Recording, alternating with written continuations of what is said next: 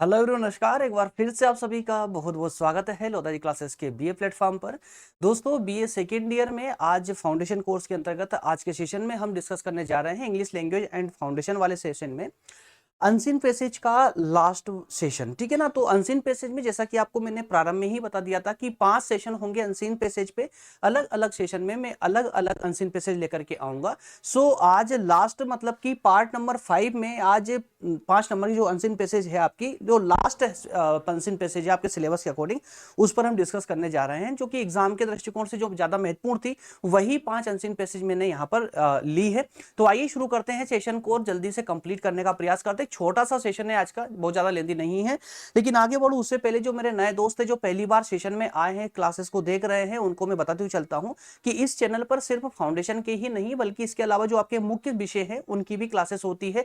Playlist में यदि आप जाते हैं तो 60 से ज्यादा सब्जेक्ट में अभी तक पढ़ा चुका हूं यहाँ पर, जिन्हें आप आसानी से जाकर के देख सकते हैं। ठीक है। इसके अलावा प्रज्ञान एक नया यूट्यूब चैनल है जहां पर मैं कॉम्पिटेटिव एग्जाम की तैयारी करवा रहा हूं। तो आप में से कोई भी छात्र अगर कॉम्पिटेटिव एग्जाम की तैयारी कर रहा है तो बिल्कुल जाकर के उसे ज्वाइन कर सकता है।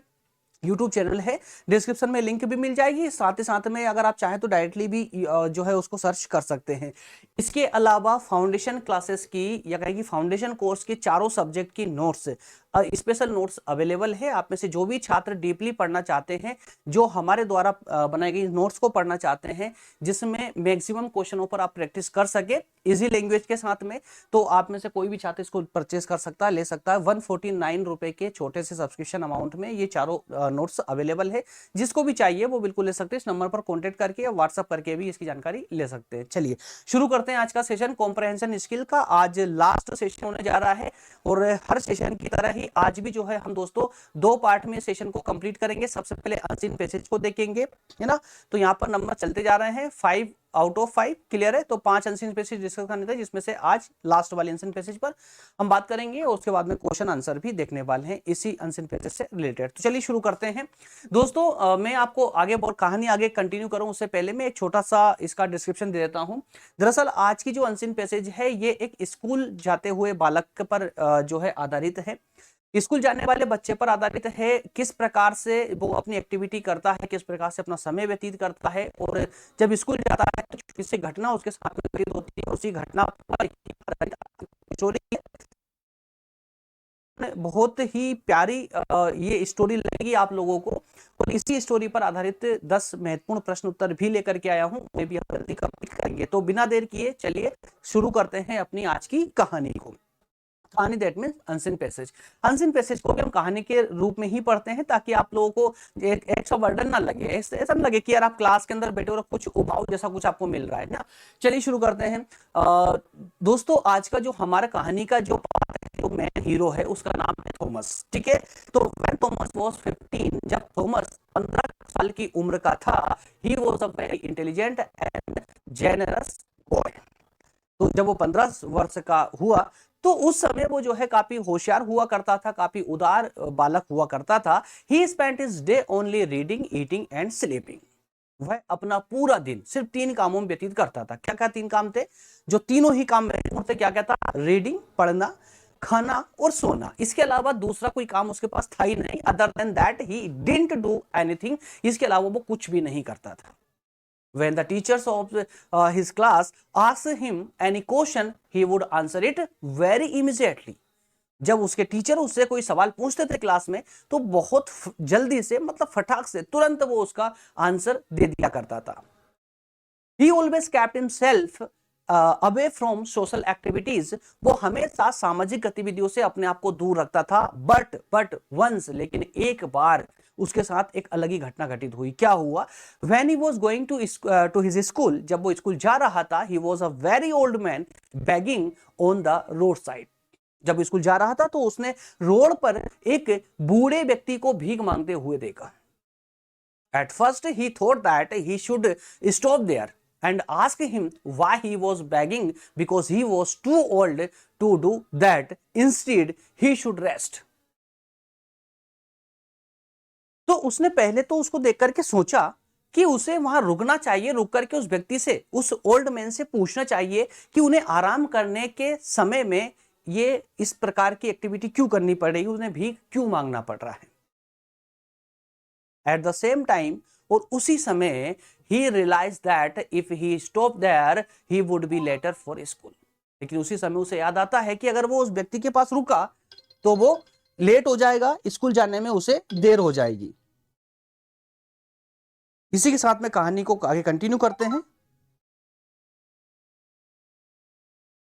He thought for a while, उसने कुछ देर सोचा and went to the old man, और वो उस बूढ़े व्यक्ति के पास गया।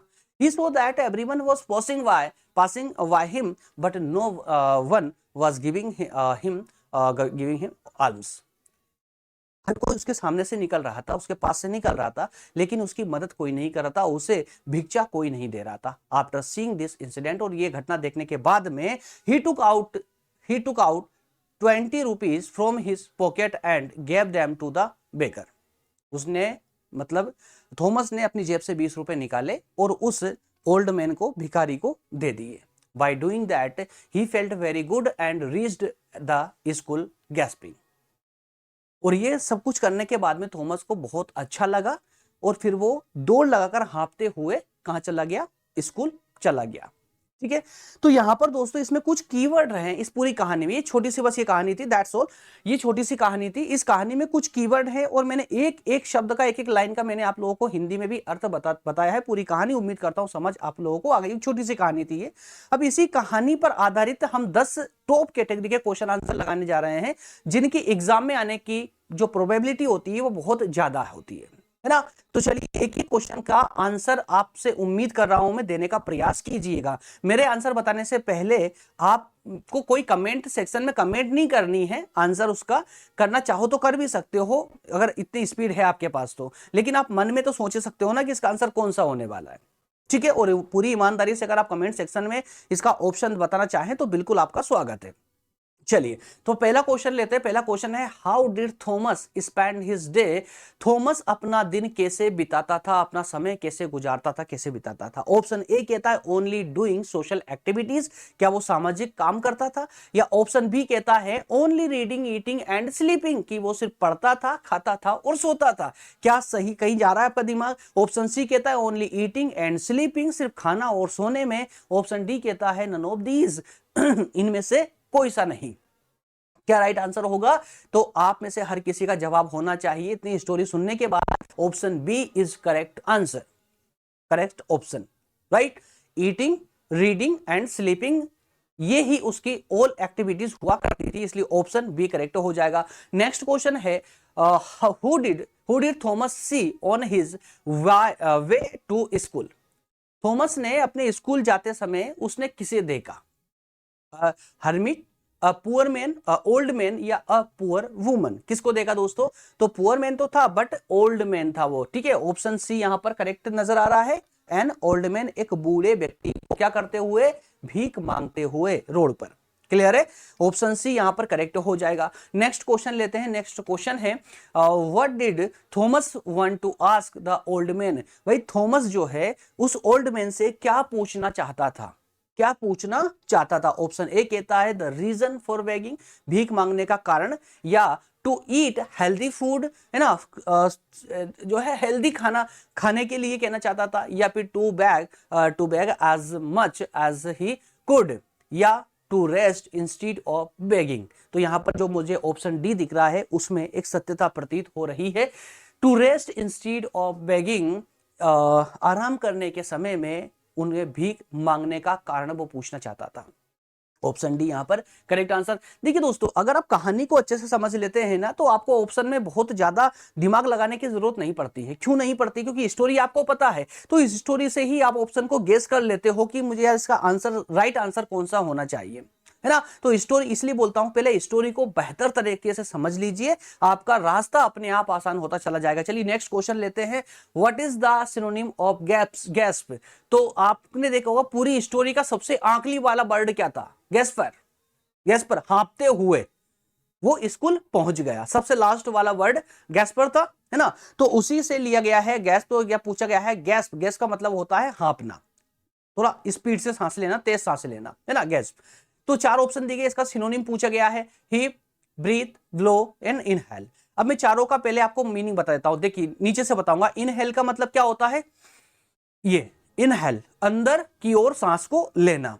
ब्लो का मतलब होता है धीरे से फूंक मारना। ब्रीथ का मतलब होता है सिर्फ सांस लेना। तो इन तीनों शब्दों में कहीं पर भी आपको ये नजर आ रहा है कि कहीं पर वो स्पीड से तेजी से सांस ले रहा हो? नहीं। ऑप्शन ए कहता है हीप। अब अगर आपको इसे हीप का पता भी नहीं भी है ना, तो भी आपका सही आंसर हो जाएगा अगर नीचे के तीन वर्ड्स का मीनिंग अगर आपको पता है तो हीप का मतलब होगा यहां पर स्पीड से सांसें लेना, तेज तेज सांसें लेना। क्लियर है? तो यहां पर इसका गेस का जो सिनोनिम होगा वो ऑप्शन ए हो जाएगा, इसलिए यहां पर राइट ऑप्शन होगा आपका ए। क्लियर? नेक्स्ट क्वेश्चन लेते हैं। नेक्स्ट क्वेश्चन है how much money did Thomas give to the beggar. भाई उसने भिखारी को, उस ओल्ड मैन को कितने रुपए दिए? 30 रुपीज दिए थे, 20 रुपीज दिए थे, 15 या 25 रुपीज? कितने दिए थे? 20 रुपीज पॉकेट से निकाल करके। याद होगा आप लोगों को, ऑप्शन बी यहां करेक्ट हो जाएगा। नेक्स्ट क्वेश्चन है what kind of boy was Thomas at 15?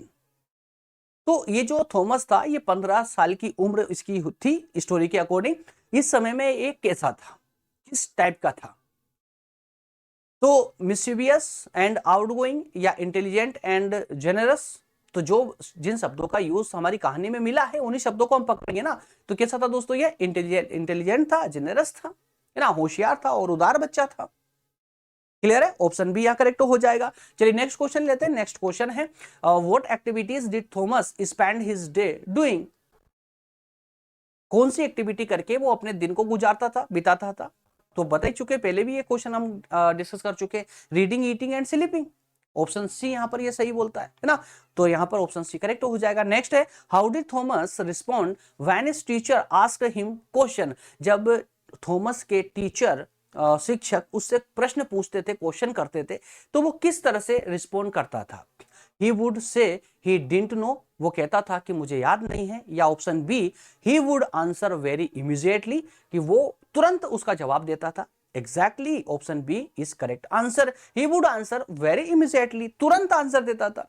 Correct है? चलिए ऑप्शन बी करेक्ट हो जाएगा। नेक्स्ट क्वेश्चन है what stopped Thomas when he was going to school?